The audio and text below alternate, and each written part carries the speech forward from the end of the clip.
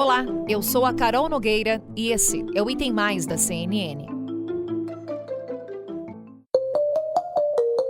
Em primeiro lugar, é importante que as pessoas percebam e entendam definitivamente que o papel da Comissão Parlamentar de Inquérito é em substituição, nessa primeira fase, ao que seria, no processo brasileiro, o inquérito policial. Nós estamos apenas fazendo as primeiras investigações. Nós não estamos julgando ninguém. Esse papel de julgar é da Justiça. Nós estamos apontando os primeiros indícios, as primeiras provas e pedindo a continuidade da investigação. E é o senador Marcos Rogério que preparou uma versão alternativa deste relatório. Ela já está pronta, tem 200 páginas e eu pedi para ele antecipar para nós alguns pontos principais dessa versão do texto do governo. E tem aí em suas mãos um resumo do seu relatório de 200 páginas. Senador, o ponto principal da entrevista com o relator oficial da CPI da pandemia, Renan Calheiros, foi o pedido de indiciamento do presidente Jair Bolsonaro. Uma série de crimes está sendo atribuída aí ao presidente. A sua versão, eu acredito, não tem isso. Ou tem? Bom, obviamente que no nosso relatório não tem a sugestão de indiciamento do presidente da República, primeiro por um impedimento legal. O presidente da República não é e não pode ser investigado no âmbito de uma CPI. E, portanto, quem não é investigado não pode se imputar crime a quem não é investigado. Seria uma anomalia do processo você imputar crime a alguém que não pode ser investigado por vedação constitucional. Agora, o relator, ele desde o começo adotou esse tom acusatório contra o governo, e de modo muito especial, contra o presidente da República. Não é nenhuma surpresa que ele queira forçar no seu relatório a imputação de crimes ao presidente da República. Mas o mesmo Senado, que agora tem um relatório do relator apontando para crimes do presidente da República, recentemente fez um parecer, que foi vencedor no âmbito da CCJ, dizendo que nós não podíamos abrir aqui uma CPI para investigar ministro do Supremo Tribunal Federal, porque isso violaria a separação de poderes. Veja que há dois pesos e duas medidas. Então, é um relatório que me parece que já nasce inconstitucional. Nada disso vai impedir que a CPI conclua seus trabalhos, que se vote um relatório bastante conciso e com provas e com indícios fortíssimos para aquelas pessoas que perderam o time, deixaram de fazer, se omitiram, prevaricaram, cometeram os crimes que levaram a mais de 600 mil mortes no Brasil. E o reflexo disso, ontem, na CPI, foi aquelas pessoas. Aquilo é o reflexo, aquilo representa mais de 600 mil mortes. Órfão, marido, pai que perdeu o filho, mulher que perdeu o marido, uma irmã que perdeu a irmã, que teve que assumir as 4 filhas que a irmã deixou. Esse ali é o diagnóstico dessa pandemia. Então, em razão dessas pessoas, nem eu, nem Renan, nem ninguém do colegiado da CPI tem o direito de, nesse momento, ainda esticar mais essa corda. Vamos votar o relatório e eu vou votar no relatório do Renan Calheiros.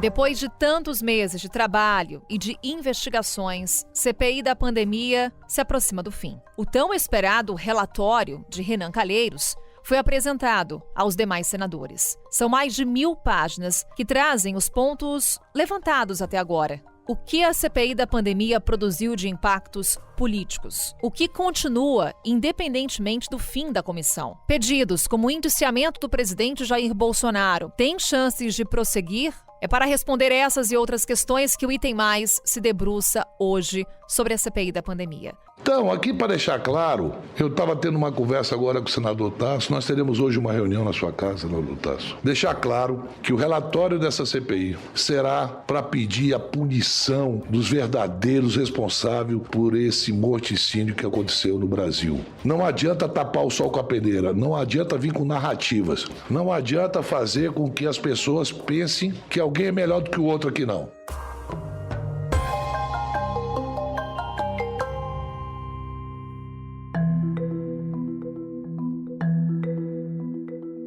E é para falar sobre CPI da pandemia, a entrega do relatório, que podemos aguardar da votação. Recebemos ele, que privilégio, Caio Junqueira, pela primeira vez aqui comigo no Item Mais. Que honra, Caio, bem-vindo. Então Então, finalmente tivemos a entrega do relatório do senador Renan Calheiros. Minha pergunta para você é, o estrago político já está feito? Se a gente pegar os índices de popularidade do presidente quando a CPI começou e pegar hoje, a gente vê aí um decréscimo aí bem forte ali nas taxas de aprovação e um aumento na taxa de rejeição. Isso se deve somente em relação à pandemia? Somente em relação à CPI? Não, tem um fator econômico, um componente econômico muito forte aí de inflação, de preço, mas a CPI provocou um estrago grande. Olhando para frente, fica um documento na história do país, né? A historiografia brasileira tem um registro que vai ser levado até para o mundo, que esse é o projeto da CPI, do que aconteceu aqui. Ela trouxe muitos fatos importantes, ela causou um estrago político muito grande, já fez esse estrago político. Agora, olhando pelo outro lado, a gente está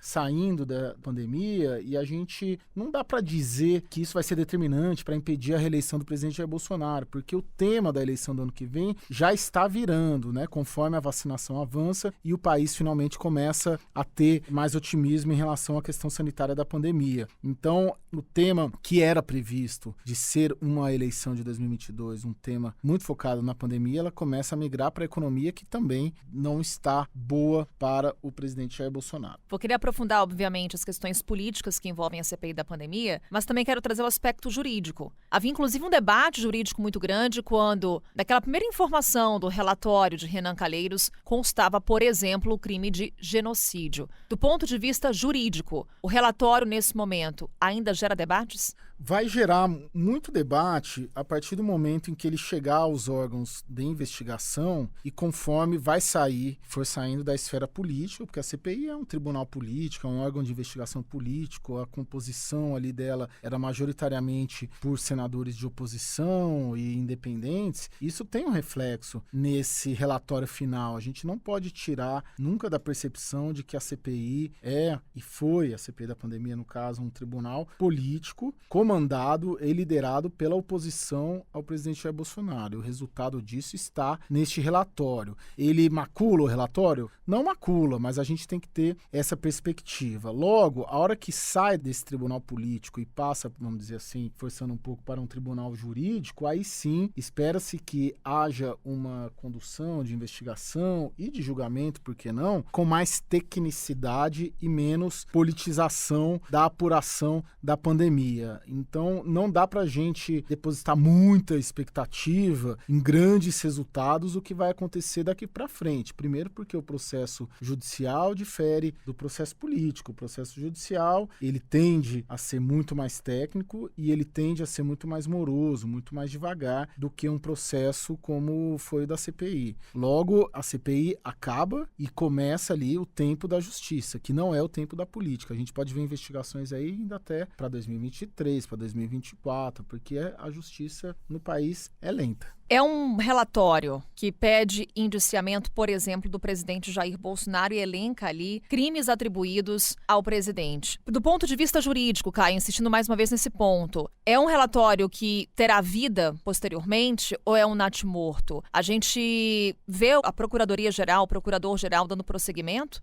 Não vejo, Carol. O presidente Jair Bolsonaro, ele conseguiu ter perto de si duas pessoas-chave que são chaves que sustentam ele no cargo, basicamente, né? Um é o presidente da Câmara, Arthur Lira, e o outro é o Procurador-Geral da República, Augusto Aras, a quem poderia dar um segmento no atual mandato, ou seja, até o final de 2022, de alguma consequência jurídica. São essas duas pessoas somente que poderiam ter o poder, de alguma maneira, de processar o presidente da República em razão desse relatório da CPI. O que a gente pode esperar em relação ao presidente da República é, no atual mandato, muito difícil de ter uma consequência prática. Agora, depois, se o presidente Jair Bolsonaro não for reeleito, aí sim ele cai na vala ali da primeira instância, ele vira um cidadão comum. E aí a gente pode esperar que esses processos contra ele avancem muito mais rapidamente do que agora.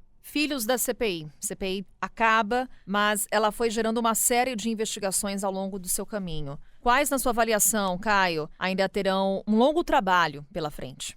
Carol, acho que o caso da Prevent Senior talvez seja o grande caso, né? A gente tem as questões da CPI, as questões sanitárias que já eram mais ou menos sabidas, mas elas foram catalogadas, né? A questão do atraso de compra de vacina, kit Covid, tratamento precoce, isso tudo já se sabia, né? Isso aí era um acompanhamento de noticiário que a CPI cuidou de reforçar, de estabelecer uma cronologia e de documentar. Ok, agora o que veio de fato novo? Principalmente, o que tem mais força é o caso Prevent Senior. Eu acho que até mais do que o caso Covaxin, né? Então, o caso da Prevent Senior, ele pega na reta final e ele explode. E é um caso muito mais fácil de entender, de compreender, tem um apelo ali, muita sensibilidade, muita... Então, esse talvez seja o principal filhote, para ficar na expressão que você usou. E talvez o caso Covaxin, muito embora o caso Covaxin, ele revelou ali tramóia, trambiqueiros, né? Um pessoal ali interessado em ganhar dinheiro, essa coisa horrorosa, né? De ganhar dinheiro na tragédia, mas da forma como ele foi colocado, não houve ali o pagamento, né? Houve um empenho, né? Que é o compromisso de pagamento, 1,6 bilhão, mas esse recurso acabou não sendo despendido, o contrato foi cancelado. Talvez aí até uma consequência da CPI, mas o que vai ter uma vida própria, digamos assim, com maior força, acredito que seja o caso Prevent Senior. Além do Caio Junqueira, trazemos o cientista político Murilo de Aragão. Ele que é da Arco Advice e traz pra gente como é que os bastidores se articulam em torno desse relatório. Como é que esse relatório final da CPI mexe com os humores em Brasília. Murilo. Carol, o fim da CPI da Covid-19 encerra um período de muito barulho político, cujas consequências vão ter ritmos diferentes, por conta do nosso modelo judicial e por conta também do próprio modelo político. No fundo, as consequências práticas da CPI vão ficar para o futuro. Juridicamente, as denúncias apresentadas pela CPI vão trazer desconforto para os investigados, já que muitas investigações no âmbito judicial serão abertas e vão ficar rolando aí pelo futuro próximo. Politicamente, ainda que o resultado da CPI não termine provocando algum debate mais consistente sobre o impeachment, certamente dará argumentos para os adversários do presidente Bolsonaro na campanha eleitoral, em especial no que tange à demora na compra de vacinas no ano passado e o discurso negacionista, muitas vezes, do governo em relação às questões relacionadas à Covid. Mas o certo também é que isso ficará para ser julgado pelo eleitor. O presidente hoje já tem um problema de popularidade, em grande parte relacionada à questão da Covid e às suas consequências. Agora, é difícil esperar algum tipo de resultado prático, concreto, no âmbito político, no curtíssimo prazo, porque, como se sabe, o governo e o presidente Bolsonaro têm uma base política sólida o suficiente para evitar um debate mais aprofundado com relação à questão do impeachment. Então, hoje, resumindo a minha mensagem, o que veremos é investigações no âmbito judicial que vão ficar rolando aí, criando constrangimento para os investigados, e 2, uma narrativa que vai se apropriar das conclusões da CPI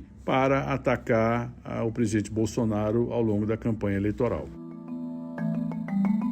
Depois de 65 reuniões e 6 meses de atividade com mais de 500 requerimentos e 190 quebras de sigilo, a CPI da pandemia está apresentando o relatório final. 69 pessoas devem ser indiciadas, incluindo o presidente Jair Bolsonaro, o atual ministro da Saúde, Marcelo Queiroga, e o ex-chefe da pasta, Eduardo Pazuello, além dos 3 filhos do presidente, empresários, blogueiros e médicos que assessoraram o governo federal. Primeiro, não foi recebido pelos membros da CPI, foi recebido bem o fato do relatório ter sido vazado, ter uma versão do relatório ter se tornado público antes dos senadores. Isso gerou muito desconforto e gerou um debate que deveria ter acontecido no âmbito interno, para depois a gente levar o relatório como um conjunto fruto de uma reflexão mais coletiva. Mas isso vai acontecer, né? depois de muitas conversas e de um entendimento de que dá somente 24 horas para que todos possam ler o relatório, com mais de 1.000 páginas, isso pode gerar uma nulidade, então a gente vai ter uma semana para que o relatório possa ser analisado todos, para que o relator possa, ainda neste período de vistas, receber sugestões e a gente ter um relatório que represente o conjunto daquela que se tornou a maioria que conduziu e que construiu os depoimentos e o que foi a CPI ao longo desses 5 meses. Além disso, estamos apontando 20 tipos penais para esses diferentes agentes, sendo 19 tipificados no Código Penal e 1 no Tribunal Penal Internacional por crime contra a humanidade. O relatório, dentro da governabilidade do campo majoritário que dirige essa comissão parlamentar de inquérito, campo majoritário este composto por 7 senadores titulares, por 2 senadores suplentes e com o apoio de vários outros colegas senadores, constituiu uma verdadeira frente ampla para dar governabilidade à CPI, para responder o morticínio de brasileiros, para responder ao negacionismo, para dizer aos brasileiros que essa tragédia não será por nós esquecida. Caio, vamos seguir com essa nossa conversa, agora destacando projeções, né? Temos o relatório entregue por Renan Calheiros e passamos para uma fase de votação. Nos próximos dias, muita articulação em torno desse texto. Caio, a gente acompanhou nos últimos dias, não sei se a expressão é muito forte, mas parecia um racha dentro da CPI da pandemia. Isso quando estávamos falando ainda da pré-leitura do relatório de Renan Calheiros. Para a votação desse relatório, a gente pode esperar uma união da CPI ou esse racha continua? Não, esse racha foi resolvido essa semana, parcialmente resolvido, vamos dizer assim. A gente, para olhar o G7, né, como foi batizado, que é o grupo majoritário da CPI, comandado por senadores da oposição ainda independentes, a gente tem que olhar que ao longo de toda a CPI eles foram divergindo. Mas a CPI estava ali correndo e sendo ali, vamos dizer, um sucesso de audiência, principalmente no primeiro semestre. Então eles foram administrando, né? Havia acordo, sempre, como a CPI tinha um prazo grande para terminar quando ocorriam essas divergências, o que era consenso, eles aprovavam e o que não era consenso, eles deixavam para resolver mais adiante. O que aconteceu agora? Que esse prazo termina, a CPI acaba. E aí houve uma manobra política do relator Renan Calheiros no sentido de forçar, de pressionar todos a concordarem com o relatório dele. Como ele fez isso? Vazando o texto. Ao vazar o texto, você deixa numa situação muito difícil quem não concorda com ele, né? Você deixa muito difícil os senadores de oposição mostrando a cara para se posicionar contra, por exemplo, o indiciamento do Flávio Bolsonaro, contra o crime de homicídio do presidente da República. Então foi uma manobra do relator Renan Calheiros. O que a gente pode esperar daqui para a semana que vem, quando vai ser votado? Emendamentos, né? Isso já está em curso. Então o relatório do Renan será aprovado. O que vai acontecer daqui até lá é uma negociação para aprovação de emendas. Então, se um senador acha que faltou o pedido de indiciamento de fulano, se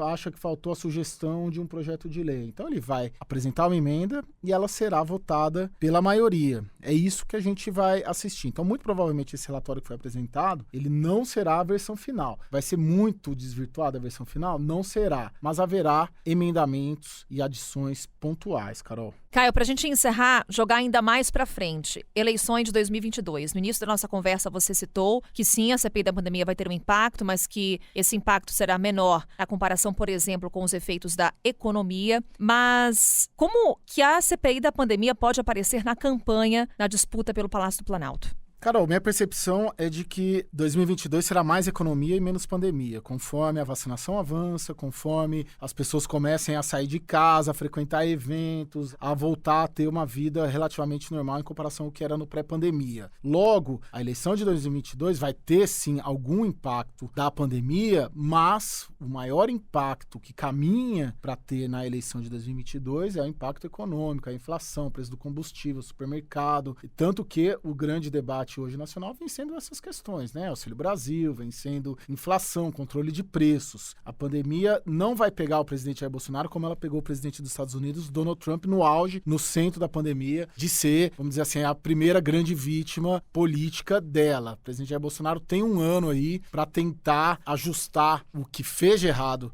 na pandemia, isso é difícil, né? 600 mil mortos, mas a grande preocupação hoje que a gente sente no governo nas conversas é em relação à inflação, basicamente. Caio Junqueira, analista da CNN, conversa aqui conosco no Item Mais. Venha mais, Caio. Volto sim, Carol, só para chamar. Combinado. Obrigada. CPI e seus impactos, que continuam, vão perdurar, e nós seguiremos acompanhando. Tchau, até amanhã. Com a minha apresentação, Carol Nogueira, esse podcast foi produzido pela Maremoto para a CNN Brasil. Roteiro e pesquisa, Maíra Alfradique e Daniel Miller. Pauta e produção, Danilo Santana. Edição e sonorização, Tamires Pistoresi. Coordenação geral, Paula Weinberg. Coordenação de produto, Verônica Schneider. Coordenação editorial, Diego Toledo. Direção de jornalismo digital, Daniel Tosi. Você também pode ouvir o Item Mais no site da CNN Brasil. E aproveite para conhecer os nossos outros programas em áudio. Acesse cnnbrasil.com.br/podcasts.